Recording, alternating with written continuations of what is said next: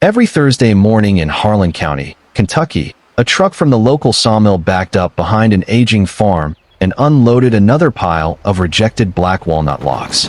Before the dust had settled, the woman who owned the farm was already walking toward the driver to ask when the next load would arrive. The scene repeated itself so often that it became part of the weekly routine. One truck after another emptied thick walnut logs behind the old barn before returning to the mill for another load. Some of the logs twisted as they grew. Others split into heavy branches too low along the trunk. A few contained unusual curves that slowed modern milling equipment and reduced the amount of standard lumber that could be recovered from them. Black walnut was one of America's most valuable hardwoods. Yet these particular logs had been rejected before a single board was ever cut, making them more expensive for the sawmill to process than they were worth in commercial production. Most people would have seen the growing pile as someone else's problem, but the woman who owned the farm treated every delivery like an opportunity. While the drivers prepared to leave, she quietly walked around the new logs, studying each trunk as though she expected to find something different every week. Occasionally, she asked a driver to roll one log a little farther from the pile, and more than once she thanked them before asking if the mill expected another load the following Thursday. If they did, she told them, she would gladly take every rejected walnut log they couldn't use. Her behavior puzzled nearly everyone in the area. Neighbors couldn't understand why anyone would willingly fill valuable farmland with timber that trained professionals had already decided wasn't worth processing. If the sawmill, with all of its equipment and experience, had rejected those logs, what possible use could an ordinary farmer have for them? The larger the pile became, the more convinced people were that she had to know something they didn't. They were right, although the answer had very little to do with the logs themselves. The sawmill judged every tree by how efficiently it could become uniform boards, while she had slowly learned to measure value in an entirely different way. That lesson hadn't begun in a workshop, and it certainly hadn't begun with furniture. It started years earlier, when a retired craftsman made a simple observation that forever changed the way she looked at a pile of discarded walnut. Before we go back and discover how a pile of rejected walnut logs changed everything, if you enjoy stories about ordinary people doing extraordinary things, take a moment to subscribe. We share new American stories like this every week, and I'd love to have you join us. Now, let's go back to where it all began. To understand why she welcomed those rejected logs every Thursday, you have to go back several years, to a time when losing the farm felt far more likely than building a furniture business. Every season seemed to bring another broken fence, another failing piece of equipment, and another unexpected expense that left her wondering how much longer the land could continue providing enough to survive. Selling the farm would have solved many of those problems, but every field, every fence line, and every weathered building carried memories that made leaving far more difficult than staying. Not long afterward, the first truck from the local sawmill backed up behind the old barn and unloaded a pile of rejected black walnut logs. To everyone else, it looked like the easiest way for the mill to get rid of timber that wasn't worth the cost of processing. As the truck disappeared down the gravel road, another pickup slowly pulled into the yard. The elderly man behind the wheel wasn't there to buy anything or visit the farm.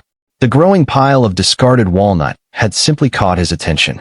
Without saying a word, he walked slowly around the logs, running his hand across the rough bark before stopping beside one trunk that divided into two heavy branches.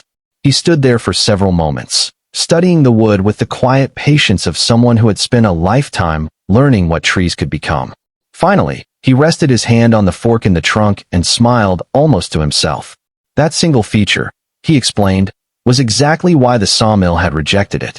Commercial mills depend on long, straight sections that can be cut into uniform boards quickly and efficiently, but every curve, fork, or twist reduces the amount of standard lumber they can recover. What slowed a production line often created the striking grain patterns that furniture makers spent years hoping to find. Before climbing back into his pickup, the old craftsman turned toward her and said something she would remember for the rest of her life. "The mill sees a crooked log," he said quietly. "I see the table that's still hiding inside it." Those few words had very little to do with woodworking and everything to do with perspective. For the first time, she understood that the sawmill and the craftsman weren't disagreeing about the quality of the wood. They were simply measuring its value by completely different standards. From that day forward, every new load of walnut became an invitation to look a little closer. She found herself studying each log the way the old craftsman had, wondering what might be hidden beneath the bark instead of seeing only what had been rejected. She had never built a piece of furniture, knew almost nothing about woodworking, and owned little more than a handful of worn tools inside an aging shed. Even so, curiosity has a way of persuading ordinary people to attempt extraordinary things. 3 days later, she rolled the smallest walnut log into the shed, gathered every tool she owned, and began building a table she had absolutely no idea how to build. The first afternoon inside the old shed was filled with far more confidence than experience. Looking at the walnut log resting on the floor, she convinced herself that building a simple table couldn't be much more complicated than cutting the wood into boards and fastening them together. The old craftsman's words had changed the way she looked at the timber, but they hadn't taught her how to work with it. Within the first hour, she discovered those were two very different things. She cut several rough slabs from the log and leaned them against the wall of the shed, believing they simply needed a little time before they were ready to use. Weeks later, she returned eager to begin building, only to find long cracks spreading across the ends of the boards while others had twisted enough to make them useless. She stared at the damaged walnut in silence, wondering how wood that looked so solid could fall apart without anyone touching it. For the first time, she found herself asking whether the sawmill had been right to reject those logs after all. The old craftsman didn't appear until several weeks later. When he stepped into the shed, he didn't begin by offering advice. He picked up one of the cracked boards, studied it for a moment, and nodded as though it had done exactly what he expected. Fresh walnut, he explained, still carried a surprising amount of moisture deep inside its fibers. If that moisture escaped too quickly, the wood relieved its internal stress by splitting, twisting, and warping. Then he showed her how experienced woodworkers stacked freshly cut boards with thin strips of wood between each layer so air could move freely around every surface. Good furniture, he told her, often began months before anyone touched a chisel or a saw. She tried again. This time the walnut dried slowly, and the cracks never appeared. For the first time in months, she allowed herself to believe she was finally beginning to understand the wood. Even so, each mistake had already cost her weeks of work, and replacing the walnut wasn't what weighed on her mind most. It was realizing how much the trees still had to teach. She thought the hardest lesson was finally behind her. It wasn't. As she began assembling her first tabletop, she focused on making every board the same size, but paid almost no attention to the direction of the grain. When the old craftsman returned, he rested one finger on the grain lines and asked her to follow them from one end of the board to the other. Every curve, he explained, recorded years of wind, changing seasons, and the tree's constant search for sunlight. Ignoring those patterns was like ignoring the blueprint hidden inside the wood itself. She listened more carefully that afternoon than she had ever listened before, because she was beginning to understand that woodworking wasn't about forcing timber into shape. It was about learning to work with what nature had already created. Months passed before another table stood inside the shed. This one felt different from the moment she tightened the final joint. The surface remained flat. The legs sat firmly on the floor. After sanding every edge by hand, she brushed on the finish and watched the deep chocolate color of the walnut slowly come to life beneath the light. The old craftsman arrived later that week, walked quietly around the table, and rested his hand across the smooth top without saying a word. After a long silence, he smiled gently and said only 4 words. "Keep the next one." She didn't fully understand what he meant until weeks later, when the table remained exactly where she had built it. Visitors admired it, asked who had made it, and moved on without buying it. For a moment, she wondered whether all those months of learning had produced nothing more than a beautiful piece of furniture nobody wanted. Then one afternoon, a neighbor returned, looked at the table again, and asked if it was still available. It became the first piece of furniture she ever sold. The payment barely covered the cost of her tools, but it confirmed something far more valuable. The old craftsman hadn't taught her how to make furniture. He had taught her how to see possibilities that other people overlooked. The first table she sold never made her feel successful. It made her feel responsible. Someone had trusted her enough to carry a piece of her work into their home, And from that day forward, she believed every table, cabinet, and chair that left the old shed would continue telling people exactly what kind of craftswoman she was. If the work wasn't good enough to last for decades, it wasn't ready to leave the farm. The next few customers arrived one at a time. Most had heard about the unusual walnut table standing in a neighbor's dining room. They came expecting to place an order and leave with furniture a few days later. Instead, she quietly explained that each piece was built from a single log, dried slowly, and finished entirely by hand. The waiting list soon stretched from weeks into months. A few people thanked her and drove away in search of something faster. Others smiled, left a small deposit, and said they would rather wait for one table built properly than own 10 built in a hurry. Several months later, the neighbor who had bought her very first table returned to the farm. He wasn't there because anything had gone wrong. In fact, he couldn't stop talking about how often family and friends asked where it had come from. This time he wanted another table for his daughter, who had admired the first one so much that she wanted one of her own. As he drove away, she realized something no advertisement could ever buy. A satisfied customer had become her greatest salesman. As demand continued to grow, opportunities arrived that would have transformed the little workshop almost overnight. One afternoon, a furniture retailer from a nearby city drove out to the farm with a proposal. He admired her work and offered to purchase several tables every month, enough to keep the workshop busy year-round, if she would simplify her designs and produce them more quickly. It was more money than the farm had ever seen, and for a brief moment she imagined what it could mean. The roof could finally be repaired. Every worn-out tool could be replaced. The years of worrying about making ends meet could simply disappear. Then she looked across the workshop at the stack of walnut boards slowly drying beside the wall. Some had already been waiting for months because she refused to rush what nature had started. She realized that accepting the offer wouldn't simply change the way she sold furniture. It would change the reason she built it. She thanked the retailer for making the trip and politely declined. Every walnut log had spent decades growing into something unique. She couldn't bring herself to treat it like another product moving down an assembly line simply because someone was willing to pay more for it. The workshop grew busier with each passing season, but not because she worked faster. She worked better. Her mornings began before the sun reached the fields, and many evenings ended with a lantern still glowing inside the shed long after darkness settled across the farm. Every smooth tabletop, tight-fitting joint, and hand-rubbed finish represented hours of quiet decisions that no customer would ever see. Visitors admired the finished furniture. She knew the real work had happened months earlier, while patiently drying boards or choosing grain that would remain stable for generations. One autumn afternoon, a young carpenter knocked on the workshop door and asked if he could watch her work for a few days. She agreed. Before long, he found himself asking the same questions she had once asked the old craftsman about drying walnut, reading grain, and building joints that would survive decades of use. As she demonstrated each lesson, she caught sight of the old craftsman standing quietly in the doorway. He never interrupted. He simply listened as she explained ideas that had once seemed impossible to understand herself.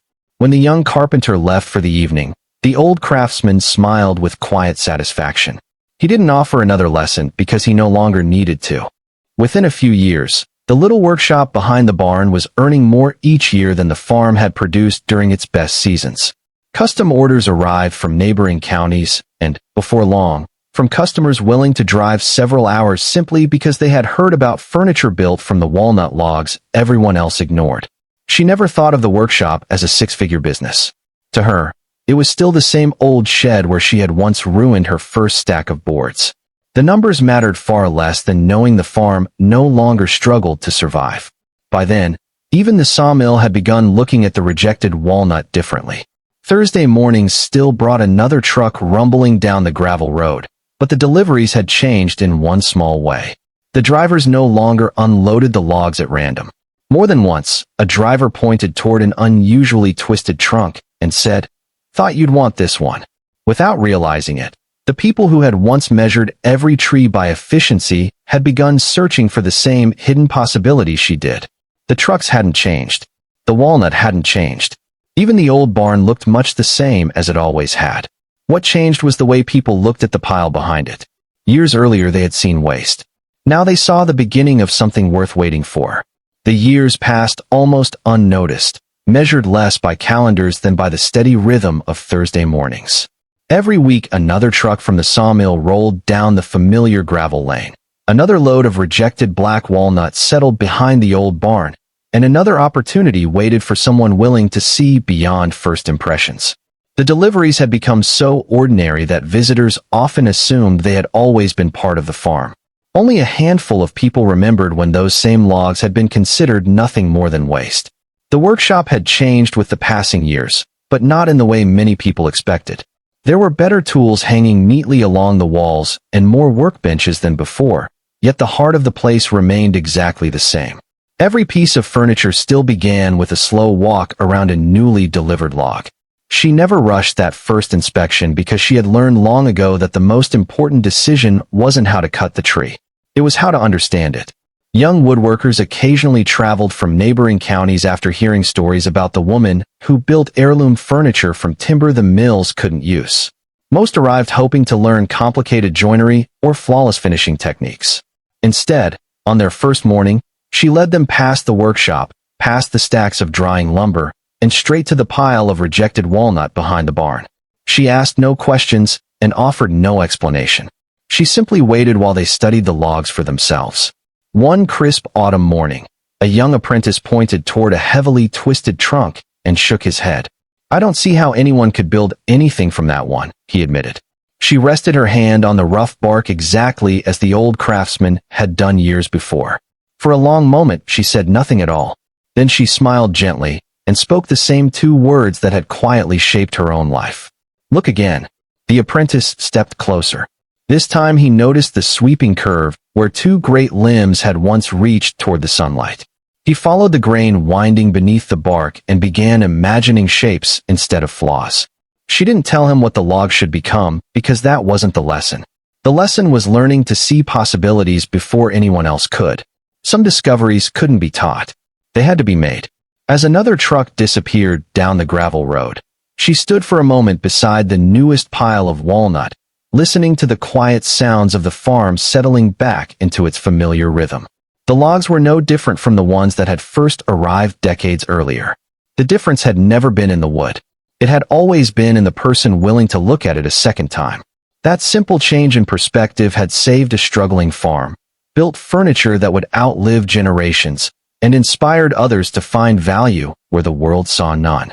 Somewhere inside that morning's delivery was another dining table where future birthdays would be celebrated, another rocking chair that would soothe a restless child, another desk where someone might write a letter that changed a life. None of those things existed yet. They were still hidden beneath rough bark, waiting for patient hands and patient eyes to bring them into the world.